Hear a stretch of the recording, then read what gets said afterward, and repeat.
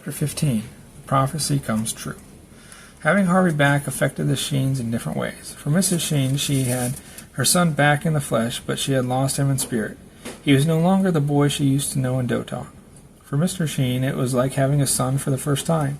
The old Harvey had been a spoiled stranger, but the new one became an admiring confidant to his father.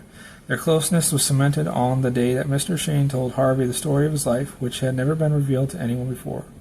It began with an orphan boy in Texas, uneducated and inexperienced, taking on every kind of job. It ended with willpower and natural intelligence triumphant and providing millions of dollars. But Mr. Sheen advised education first. I could have avoided many a mistake and come along a lot faster if I had known the kind of thing you can get only from books, Harvey. They talked at length, and Harvey finally saw his father's point. A pact was made by them. Harvey was to finish college and then come into one of the Sheen businesses. Can I choose which one now? Asked Harvey. His father laughed and said, Of course, but I expect you'll change your mind a dozen times before you graduate. No, Dad, I won't. I want to be in charge of your tea clippers, and every summer I want to study their progress and learn all there is to know about running them. Father and son shook hands on the deal.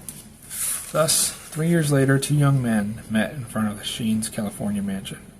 Both were on horseback and had come from different directions. Hello, Harvey, said Dan Troop, dismounting and hurrying toward his friends. Hello, Dan, said Harvey Sheen, pumping his friend's hand joyously.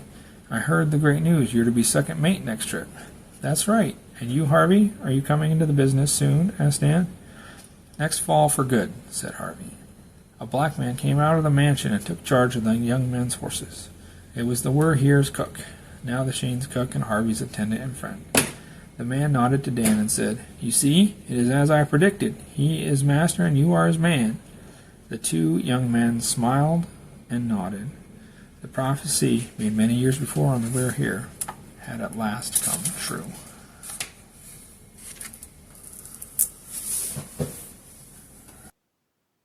Thank you all for following along in this adventure. I appreciate you and I hope you enjoyed the book.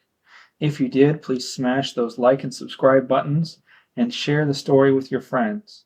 Until our next adventure, have a great evening.